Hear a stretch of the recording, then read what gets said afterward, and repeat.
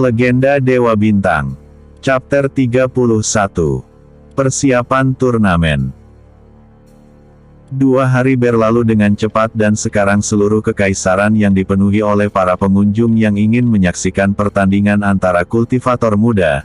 Tidak hanya itu saja, murid-murid dari berbagai sekte juga berdatangan untuk mengikuti acara turnamen tersebut, tidak terkecuali sekte Naga Halilintar yang dipimpin langsung oleh Xiao Erlong. Di rumah lelang bambu emas, Xiao Lang nampak tengah bersiap-siap untuk segera berangkat ke tempat turnamen. Setelah selesai bersiap-siap, Xiao Lang langsung menemui Li Bal yang tengah berada di ruangannya. Namun sebelum pergi, Xiao Lang mengubah penampilannya agar tidak ada yang mengenalinya. "Sekarang waktunya aku mencoba jurus kegelapan ini," gumam Xiao Lang. Tubuh Xiao Lang kemudian ditutupi oleh aura yang sangat gelap. Setelah itu wajahnya perlahan-lahan berubah. Tidak hanya wajahnya yang berubah, tapi pupil mata dan rambutnya juga ikut berubah. Sekarang rambut Xiao Lang menjadi hitam yang mana awalnya berwarna hitam keperakan, dan pupil matanya juga berubah menjadi hitam yang mana sebelumnya berwarna biru. "Tidak buruk," gumam Xiao Lang memandangi wajahnya sendiri di kaca. Setelah dirasa selesai, Xiao Lang kemudian meninggalkan ruangannya. Setelah itu dia langsung menemui Li Bai yang sedang ada di dalam ruangannya. "Tuan Li," ucap Xiao Lang. Li Bai diam membisu saat melihat seorang anak muda berumur 13 atau 14 tahun berdiri di depan pintu ruangannya, dan pemuda itu memanggilnya Tuan Li. Setahu dirinya hanya satu orang yang memanggilnya begitu, yaitu Silong, sang kultivator hebat yang telah memberikan pil pengumpul energi secara gratis padanya. Tuan Long?" tanya Li Bai ragu-ragu. "Benar Tuan Li, ini aku Silong," jawab Xiao Lang. "Bagaimana mungkin? Anda masih sangat muda, bahkan mungkin Anda hanya seumuran dengan putriku. Tapi kenapa kekuatan Anda begitu luar biasa?" tanya Li Bai. "Jadi apa Tuan Li meragukan aku?" tanya Xiao Lang. Tidak, aku sama sekali tidak meragukan Anda Tuan Long," ucap Li Bai. "Baiklah, kalau begitu mari kita berangkat, dan mulai sekarang aku akan memanggil Tuan Li dengan sebutan Paman," kata Xiao Lang. "Itu sebuah kehormatan untuk saya Tuan Long," kata Li Bai. Li Bai dan Xiao Lang kemudian menuju ke tempat turnamen yang disediakan oleh kekaisaran. Selama perjalanan menuju ke sana, banyak warga yang memberikan hormat kepada Li Bai karena mereka semua tahu reputasi dari rumah lelang bambu emas milik keluarga Li. Namun ada satu wajah yang membuat semua penduduk kekaisaran bingung. Mereka tidak mengenal wajah tersebut, lagi pula wajah itu terlihat sangat asing bagi mereka semua. "Lihat siapa pemuda yang bersama Ketua Li. Entahlah, tapi dari auranya, dia terlihat sangat kuat. Mungkin dia adalah murid Ketua Li." Berbagai macam pembicaraan warga terdengar jelas di telinga Xiao Lang. Namun dia tetap tenang dan melanjutkan perjalanannya bersama Li Bal tanpa menghiraukan apa yang orang-orang katakan tentang dirinya. Setelah agak lama, akhirnya Li Bai dan Xiao Lang beserta rombongannya sampai di tempat turnamen. Xiao Lang sekali lagi terkagum-kagum saat melihat kemegahan tempat tersebut. Bukan hanya itu saja, tempat tersebut sangat ramai, bahkan lebih ramai dari sebuah kota, karena yang menyaksikan turnamen bukan hanya dari kota kekaisaran tapi hampir dari seluruh wilayah kekaisaran yang. "Tuan Muda Long, mari kita menuju tempat duduk kita. Masalah pendaftaran serahkan saja pada anak buahku," kata Li Bai. "Baiklah Paman," kata Xiao Lang. Saat mereka ingin menuju ke tempat duduk, langkah mereka kemudian terhenti karena ada seseorang yang memanggil Li Bai, dan orang itu adalah anaknya Li Mei yang datang bersama Xiao Erlong dan yang lainnya. "Ayah, tunggu aku," ujar Li Mei. "Hahaha putri ayah, selamat datang nak. Ayah tidak menyangka bahwa kau juga ikut dalam turnamen ini," ucap Li Bai. Ini semua keputusan pemimpin dan para tetua sekte ayah, dan mereka juga datang bersamaku, jawab Li Mei. Wajah Xiao Lang berubah pucat saat melihat ke arah Li Mei. Atau mungkin lebih tepatnya saatlah melihat rombongan yang datang bersama Li Mei, jantungnya berdetak dengan cepat saat ayahnya semakin mendekat. Tidak hanya itu, kakaknya Xiao Feng juga hadir. Gawat, ini sungguh gawat, batin Xiao Lang. Selamat datang Tuan Erlong, terima kasih telah memilih anakku, ucap Li Bai sambil memberikan hormat. Ketua Li, tidak perlu sungkan, Meler adalah anak yang berbakat jadi wajar aku membawanya, jawab Xiao Erlong. Saat Xiao Erlong tengah mengobrol dengan Li Bal, pandangannya tiba-tiba berubah dan tertuju pada seorang pemuda yang berada di belakang Li Bai. Xiao Erlong merasa kenal dengan anak muda tersebut, namun dia tidak yakin karena aura dan wajahnya sangat asing. Tuan Erlong, dia adalah anak muda kenalanku, namanya Silong, aku membawanya ke sini untuk mengikuti turnamen, ujar Li Bai. Silong, ucap Xiao Erlong. Iya tuan, namaku Silong, jawab Xiao Lang gugup. Kenapa kau sangat gugup nak? Tanya Xiao Erlong. Hahaha, berhadapan dengan seseorang pendekar dewa tentu membuatku gugup tuan, jawab Xiao Lang. Aneh, dari mana kau tahu tingkat kultivasiku?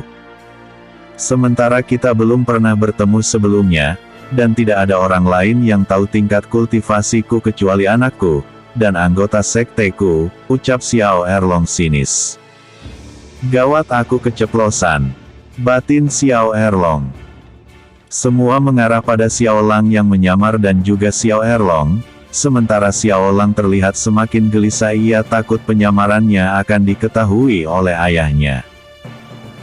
Tuan Erlong, mungkin ini hanya kebetulan saja, sebaiknya kita segera menuju ke tempat kita karena acara sebentar lagi akan dimulai, ucap Li Bai memecah keheningan. Kalau begitu aku duluan, ucap Xiao Erlong kemudian berjalan menuju ke tempat duduk khusus sektenya. Sementara Li Bai dan Xiao Lang berjalan menuju ke tempat duduk khusus rumah lelang bambu emas yang telah disediakan oleh Kaisar. Di tempat duduk Sekte Naga Halilintar, Xiao Erlong masih menatap Xiao Lang dengan tajam dan penuh selidik. Dia merasa sangat yakin bahwa ia kenal dengan pemuda tersebut. Paman, sebenarnya paman kenapa? Tanya Xiao Feng. Entahlah. Hanya saja aku merasa pemuda yang bersama dengan Ketua Li itu adalah Langer, jawab Xiao Erlong. Bagaimana itu mungkin paman? Dia sama sekali tidak terlihat seperti adik Lang, kata Xiao Feng. Entahlah Fenger, hanya saja paman merasa dia benar-benar mirip dengan adikmu, hanya saja auranya sangat berbeda, jawab Xiao Erlong. Chapter 32. Babak Penyisihan I. Suasana kekalsaran menjadi 2 kali lebih ramai dari biasanya, terutama di tempat turnamen dilaksanakan. Semua orang telah memenuhi kursi penonton untuk menyaksikan murid-murid berbakat dari berbagai sekte bertanding. Salah satu sekte yang menjadi andalan para pendukung atau para penonton adalah Sekte Phoenix Suci. Tentu saja karena sekte tersebut adalah sekte terkuat di Kekaisaran Yang, sedangkan untuk Sekte Naga Halilintar sendiri mereka jarang diidolakan oleh para penonton. Selain tidak pernah menjadi juara, Sekte Naga Halilintar juga selalu menutup diri dari dunia luar.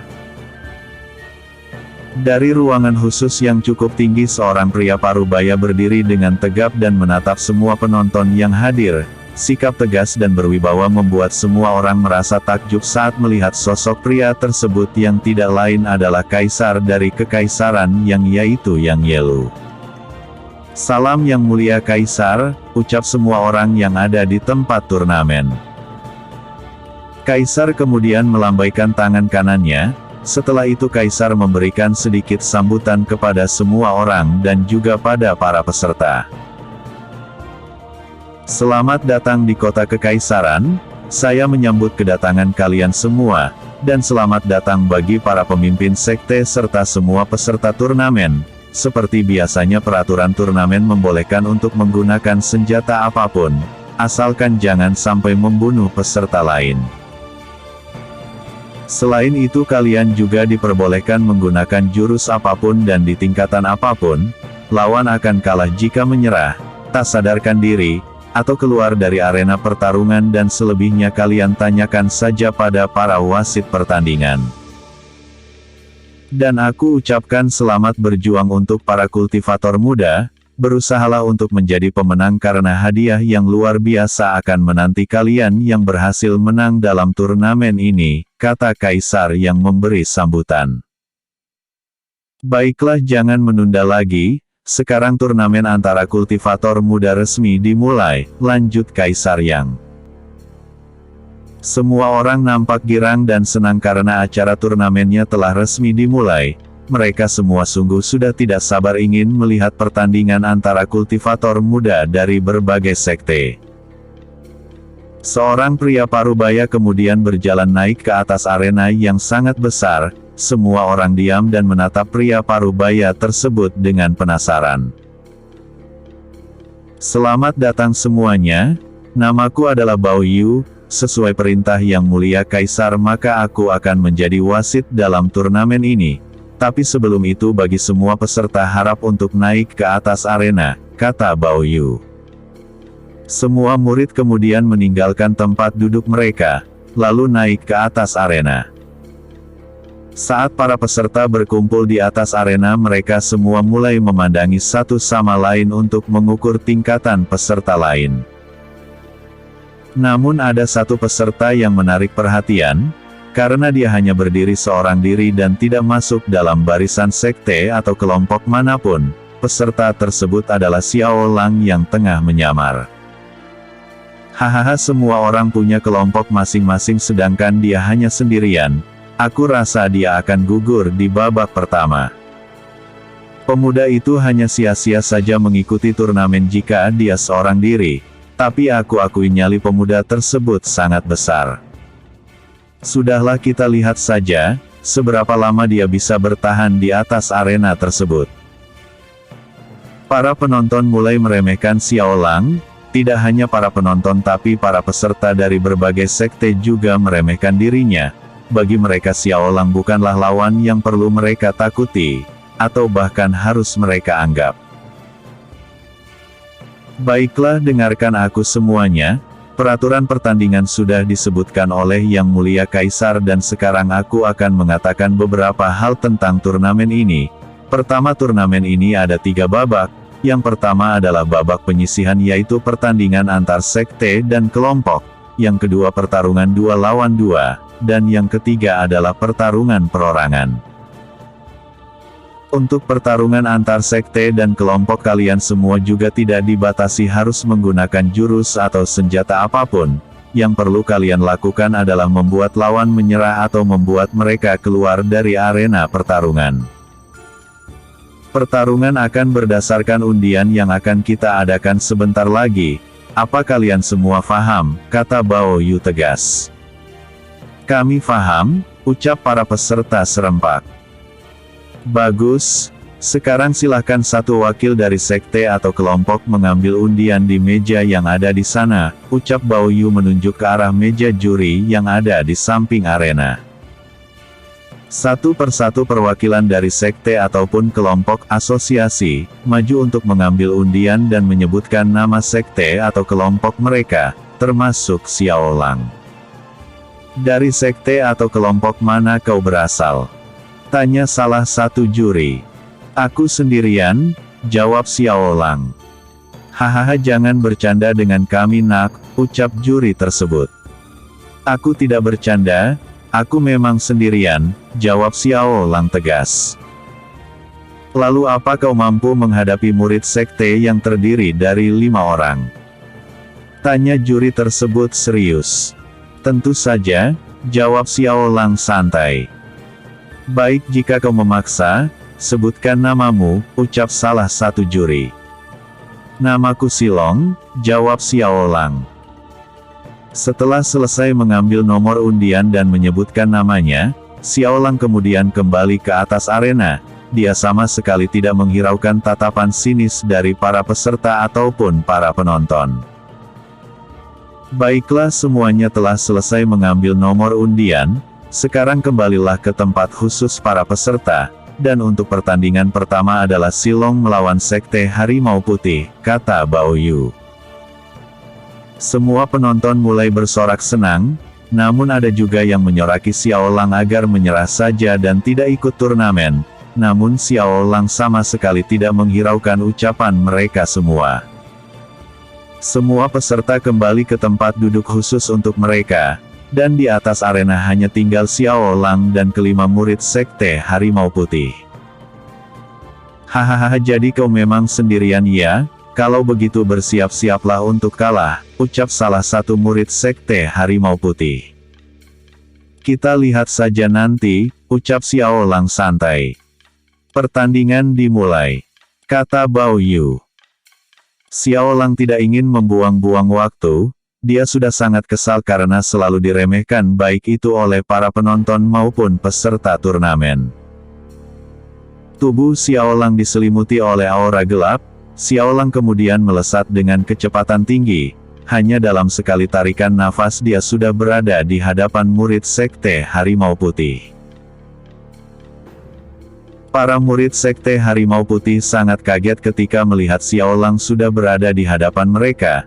Saat mereka tengah terkejut dan tidak waspada, Xiao Lang langsung menyerang mereka dengan pukulan yang sangat keras dan juga sangat cepat, hingga menyebabkan kelima murid Sekte Harimau Putih terpental keluar arena. Mereka bahkan tidak sempat untuk membalas serangan Xiao Lang. Para penonton dan peserta lainnya hanya bisa menyaksikan Xiao Lang dengan rahang yang hampir jatuh ke tanah.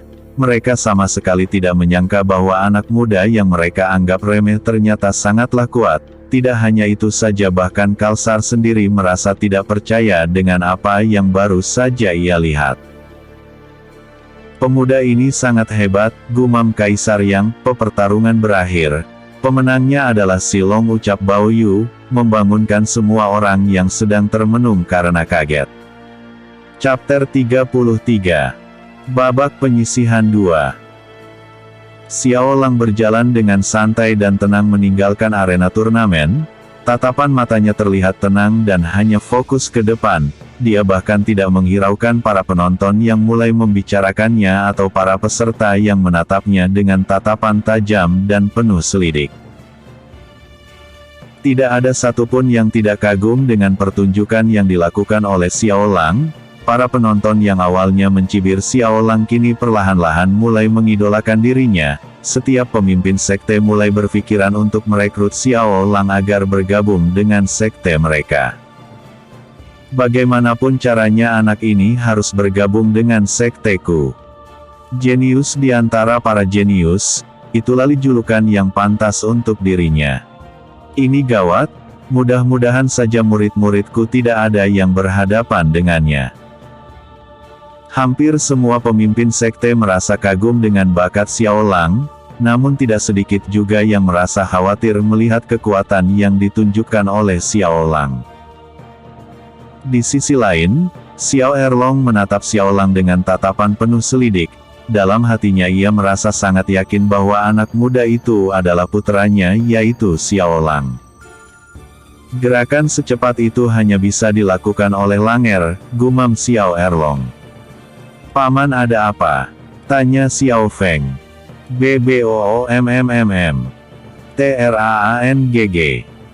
TRAANGG. Ledakan dan bunyi senjata yang beradu menggema di tempat turnamen. Suara riuh penonton juga ikut menghiasi tempat tersebut. Mereka saling mendukung jagoan mereka masing-masing dan ada juga di antara para penonton yang melakukan pertaruhan. Setiap turnamen atau ajang pertempuran lainnya, hal itu akan dijadikan sebagai lahan untuk menambah harta kekayaan bagi para penonton dengan cara melakukan taruhan dengan penonton lainnya. Hal tersebut sama sekali tidak dilarang, bahkan terkadang Kaisar sendiri juga ikut bertaruh jika ada peserta yang menarik perhatiannya. Pertarungan antar kedua sekte berlangsung lumayan lama karena murid-murid dari kedua sekte tidak ada yang mau mengalah. Tentu saja karena saat ini mereka bertarung dengan membawa nama sekte mereka, yang artinya kehormatan sekte mereka ada di tangan mereka sendiri. Di tempat lain, setelah selesai bertanding Xiaolang kemudian langsung pergi meninggalkan tempat turnamen. Wajahnya terlihat gelisah seperti ada sesuatu yang mengganjal di hatinya. Namun tanpa Xiaolang sadari ada dua orang yang tengah membuntutinya sejak tadi. Kedua orang tersebut adalah Xiao Feng dan juga tetua pertama. Ketika Xiaolang sudah agak jauh dari tempat turnamen, Xiao Feng dan tetua pertama kemudian menghentikan langkahnya. Berhenti. Kata Xiao Feng tiba-tiba muncul bersama dengan tetua pertama. Wajah Xiaolang berubah menjadi pucat saat dia melihat yang menghadangnya adalah kakaknya sendiri dan juga tetua pertama. Dia sangat ingin pergi dari tempat tersebut namun tidak mungkin dia melakukan hal itu. Sebenarnya siapa kau ini? Kenapa pamanku sangat tertarik padamu? Tanya Xiao Feng. Benar sekali, dan kenapa kau bisa melakukan gerakan khusus milik tuan muda kami? Tanya tetua pertama. Itu. Kenapa kau terlihat gugup? Tanya Xiao Feng sinis. Gawat bagaimana ini, batin Xiaolang. Jawab pertanyaan kami dengan jujur, siapa kau sebenarnya? Atau kau akan dapat akibatnya, ujar tetua pertama. Xiaolang semakin gelagapan, dia bingung harus berbuat apa. Dirinya sudah tidak tenang lalu sekarang dia malah diinterogasi oleh kakaknya sendiri dan juga tetua pertama yang sudahlah anggap sebagai pamannya sendiri. Maaf aku harus pergi, kata Xiaolang kemudian menghilang dalam kabut hitam.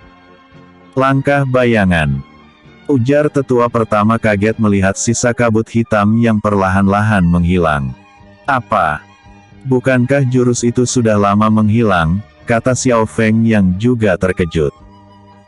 Entahlah, tapi itu jelas-jelas langkah bayangan, ujar tetua pertama. Gawat, jika memang begitu berarti dia adalah kultivator kegelapan, ucap Xiao Feng dengan wajah khawatir. Mari kita kembali dan laporkan hal ini pada pemimpin sekte, kata tetua pertama kemudian menghilang dari tempat tersebut dan diikuti oleh Xiao Feng. Di atas arena, pertarungan sengit antara murid dari Sekte Gagak Emas dan Sekte Merak menjadi semakin memanas. Pasalnya dari 10 orang kini hanya tersisa 2 orang saja yang berada di atas arena, yaitu murid terbaik dari kedua sekte. Wow, hebat, hebat. Cepat kalahkan dia. Suara riuh penonton kembali memenuhi tempat tersebut. Mereka semua senang melihat pertarungan yang sangat luar biasa yang disuguhkan oleh murid-murid dari kedua sekte. Sementara itu di bangku khusus para pemimpin dan tetua sekte, pemimpin Sekte Gagak Emas dan pemimpin Sekte Merak nampak saling berpandangan dengan tatapan tajam. Jika saja tidak ada kaisar di sana mungkin keduanya sudah ikut bertarung di atas arena. AARG hahaha. Kedua peserta yang tersisa tersebut saling berteriak dan melesat ke depan. Keduanya kembali melakukan pertarungan sengit. Murid dari Sekte Gagak Emas menggunakan tombak sebagai senjata dan murid dari Sekte Merak menggunakan pedang sebagai senjata andalannya. TRAANGG TRANGG BBOOMMMM. Ledakan keras terdengar dari atas arena saat serangan kedua peserta tersebut saling beradu. Keduanya sama-sama terpental beberapa meter ke belakang dan nampak darah segar sama-sama mengalir dari sudut bibir mereka. Namun keduanya masih belum mau menyerah, mereka kembali melesat dan saling serang dengan ganas. Mereka menggunakan sisa tenaga yang mereka miliki untuk menjatuhkan lawannya. Sambaran Gagak Emas. Pukulan Merak Suci. Kedua peserta tersebut menggunakan jurus andalan mereka masing-masing dengan harapan dapat menjatuhkan lawan atau melemparnya keluar dari arena. BOOMMMM. Ledakan keras terdengar kembali saat pukulan mereka berdua beradu, debu-debu beterbangan menutupi pandangan semua orang, para penonton mulai bertanya-tanya siapa yang menang. Beberapa saat kemudian debu yang menutupi pandangan para penonton mulai menghilang, mereka semua terkejut saat melihat ternyata kedua peserta sama-sama roboh dalam keadaan tak sadarkan diri. Baiklah, dengan begini, kedua sekte dinyatakan lulus karena tidak ada yang keluar dari arena dan juga keduanya sama-sama tidak sadarkan diri, ucap Bao Yu. Chapter 34. Serangan Asosiasi Black Assassin. Xiao Feng dan tetua pertama muncul kembali di samping Xiao Erlong, keduanya menunjukkan wajah khawatir dan juga raut wajah keduanya kurang enak untuk dipandang. Bagaimana hasilnya? Tanya Xiao Erlong penasaran. Paman, anak itu adalah kultivator kegelapan, jawab Xiao Feng. Apa? Bagaimana kalian bisa mengetahuinya? Tanya Xiao Erlong semakin penasaran. Kami berdua sempat menghadang anak itu, namun saat kami tanya, dia pergi menggunakan jurus langkah bayangan, jawab tetua pertama. Apa kalian yakin itu adalah jurus langkah bayangan? Tanya Xiao Erlong. Paman, awalnya kami juga tidak yakin, tapi dilihat dari kabut hitam yang tertinggal saat dia menghilang, itu memang jurus langkah bayangan, jawab Xiao Feng. Kalau begitu kita harus waspada, Xiao Feng beritahu para murid untuk berhati-hati saat berhadapan dengan anak itu. Aku dan tetua pertama akan mencoba menghentikannya saat dia melakukan tindakan yang berbahaya, kata Xiao Erlong tegas. Baik paman, ucap Xiao Feng kemudian menghilang kembali dari tempat duduknya. Tidak jauh dari kota kekaisaran, kelompok besar yang berjumlah 1000 orang terlihat tengah bergerak dengan kecepatan tinggi menuju ke kota kekaisaran.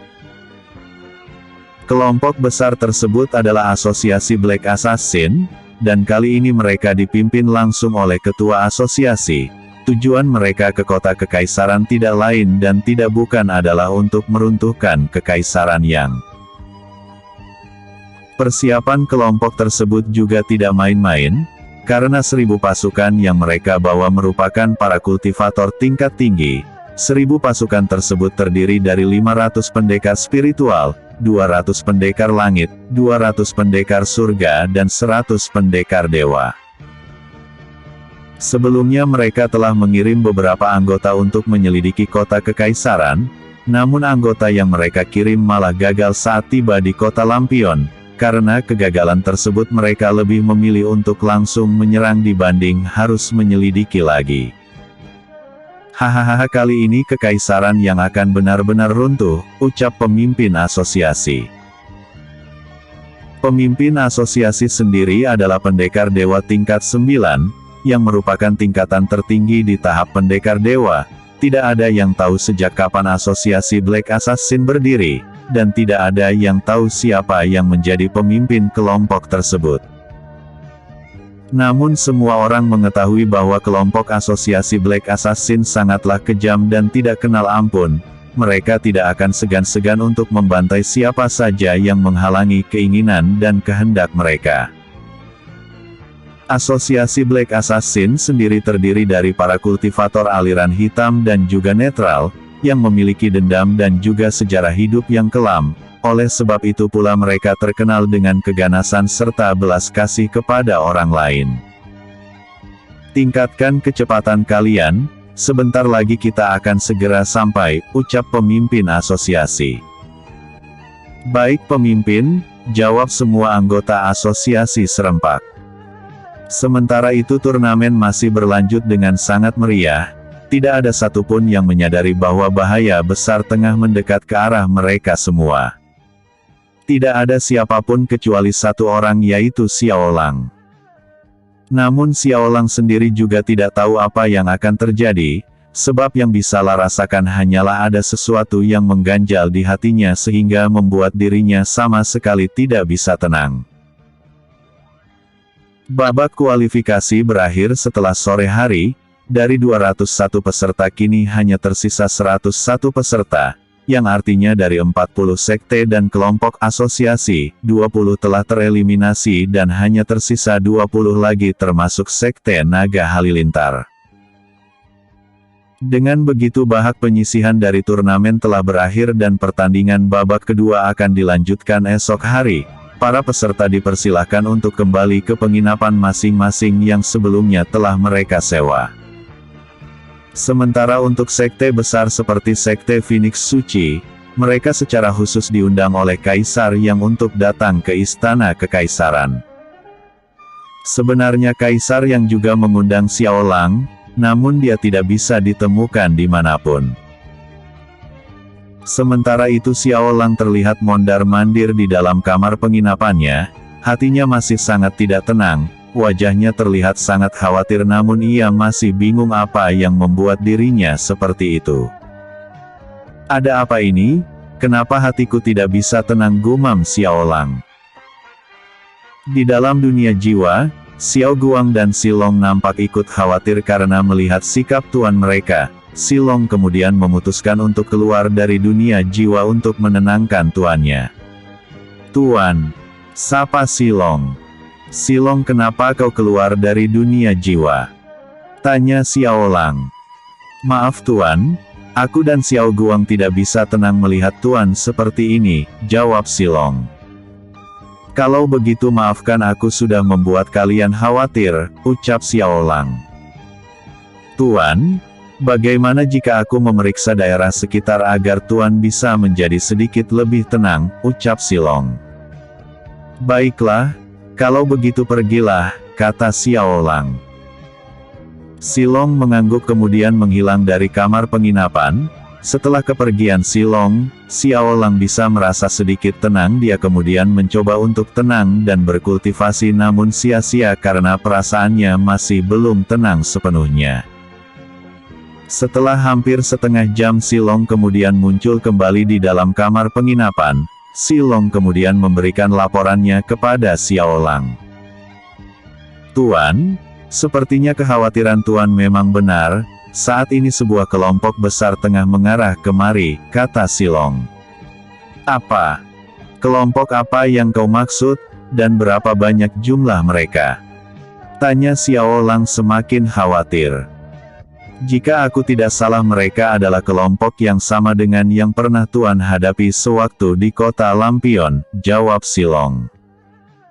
Asosiasi Black Assassin, ucap Xiao Lang. Tuan, apa yang harus aku lakukan? Tanya Silong. Untuk sementara kau kembali saja ke dunia jiwa, aku akan memberikan laporan pada ayah, kata Xiao Lang. Baik tuan, jawab Silong kemudian kembali masuk lagi ke dunia jiwa.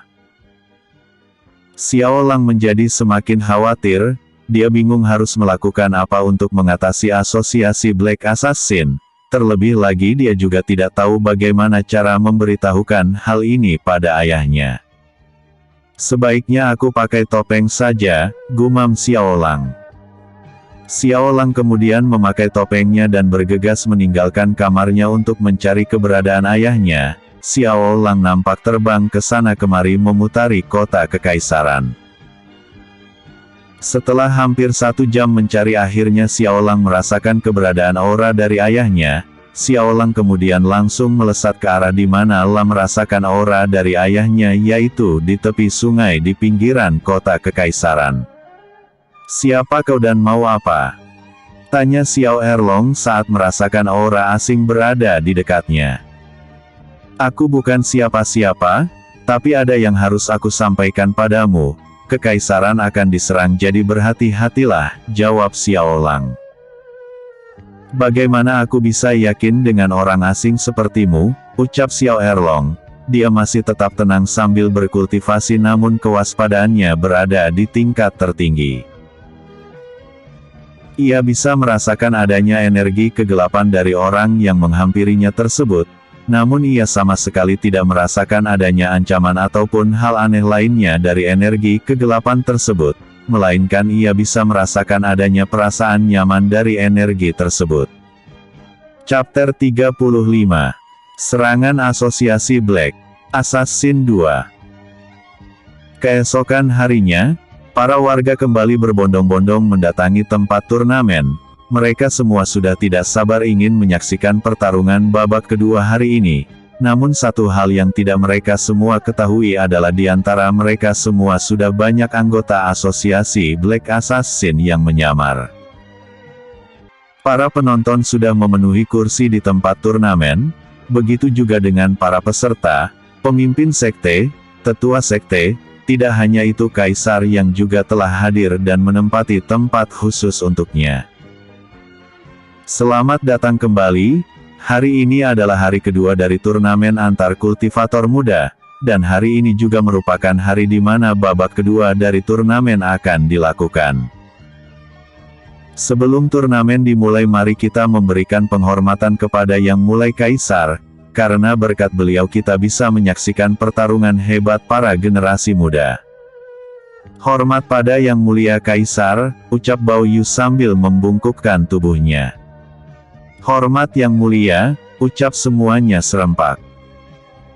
Di tempat khusus para tetua dan pemimpin sekte, Xiao Erlong nampak masih memikirkan apa yang dikatakan oleh orang misterius yang menghampirinya tadi malam. Wajah tuanya nampak menunjukkan kekhawatiran. Xiao Feng yang menyadari ada sesuatu yang salah dengan pamannya mencoba untuk bertanya, "Paman, kau kenapa?" "Fenger, semalam ada orang misterius yang mendatangiku dan dia mengatakan padaku bahwa kekaisaran akan diserang," ucap Xiao Erlong. "Apa? Paman, siapa yang memberitahu hal itu padamu?" tanya Xiao Feng. "Entahlah Fenger, yang jelas dia merupakan kultivator kegelapan, namun anehnya aku sama sekali tidak merasakan ancaman ataupun bahaya dari energinya. Justru aku malah merasakan perasaan yang sangat nyaman," ucap Xiao Erlong menjelaskan. "Apa? Itu mustahil Paman, bagaimana mungkin energi kegelapan bisa membuat orang lain merasa nyaman?" tanya Xiao Feng.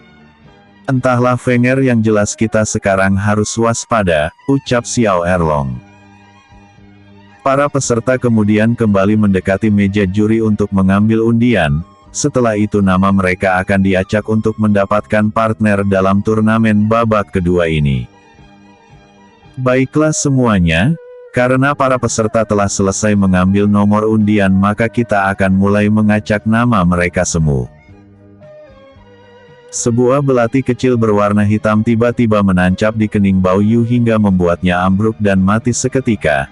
Semua orang kaget karena tidak tahu apa yang terjadi dan tidak ada seorang pun yang melihat bagaimana belati tersebut bisa menancap di kepala Bao Yu. "Hahaha Kaisar Yang, sudah saatnya kekuasaanmu ini menjadi milikku," ucap seorang pria tiba-tiba muncul dari balik awan. "Siapa kau? Kenapa kau mengacau di kota kekaisaran?" tanya Kaisar Yang. "Hahaha, kau tidak perlu tahu siapa aku. Yang jelas aku akan merenggut nyawamu hari ini," ucap pria misterius tersebut. "Semuanya serang!" teriak pria itu lantang. Di bangku penonton tiba-tiba terjadi kerusuhan. Pasalnya beberapa orang mulai membantai penonton yang sedang duduk tenang. Seketika kekacauan terjadi, para penonton mulai berlarian menyelamatkan diri. Semua orang tiba-tiba menjadi panik. Pembantaian terjadi di beberapa tempat yang berbeda. Masalahnya adalah pembunuh itu terus saja bersembunyi di tengah kerumunan penonton yang tengah berlarian ketakutan. Hal ini membuat musuh yang ada di antara para penonton sangat sulit untuk dilihat. Para tetua dan pemimpin sekte mulai terbang ke arah murid mereka masing-masing, termasuk Xiao Erlong dan Xiao Feng. Mereka semua mencoba untuk memisahkan diri dari kerumunan karena musuh bisa saja menyerang saat mereka lengah. Namun tidak dengan Xiao Lang, dia melesat dengan kecepatan tinggi memasuki kerumunan penonton yang tengah berlarian dan membunuh satu persatu dari pasukan musuh. Xiao Lang dapat membedakan dengan mudah yang mana musuh dan yang bukan. Karena Xiao Lang adalah seorang kultivator kegelapan, jadi Xiao Lang bisa dengan mudah merasakan niat membunuh yang kuat dari para anggota asosiasi Black Assassin. Itu, Itu orang yang memberitahukan tentang penyerangan ini padaku semalam, kata Xiao Erlong saat melihat seorang pemuda bertopeng melesat dengan kecepatan tinggi di antara para penonton. Paman, apa perlu kita membantunya? Tanya Xiao Feng. Tidak perlu, sebaiknya kita tunggu saja terlebih dulu, jawab Xiao Erlong. Di atas langit, pemimpin anggota asosiasi Black Assassin menatap Xiao Lang dengan tatapan dingin. Dia tidak menyangka bahwa anak buahnya dibunuh dengan mudah oleh seorang anak kecil. Sial. Siapa sebenarnya anak itu? Kata pemimpin asosiasi. Pemimpin, jika kita tidak turun tangan sekarang, maka anggota kita akan habis. Kerahkan seluruh pasukan, kata pemimpin asosiasi. Pasukan serang. Teriak pemimpin asosiasi. Seluruh pasukan asosiasi Black Assassin menampakkan diri mereka.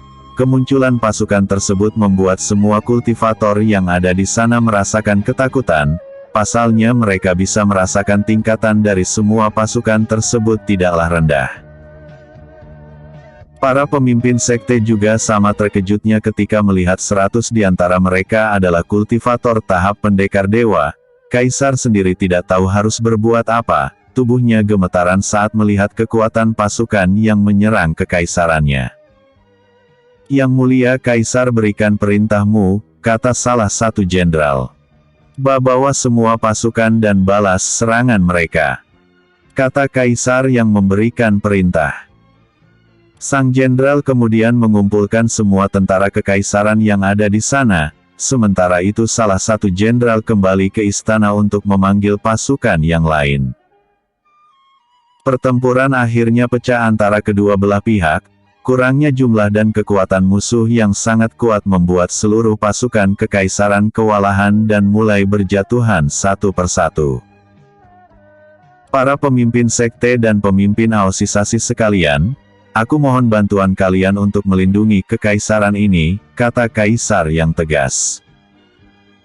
Mau tidak mau para pemimpin sekte, tetua sekte dan pemimpin asosiasi harus ikut andil dalam pertemuan, bahkan para peserta turnamen juga diikut sertakan dalam pertempuran.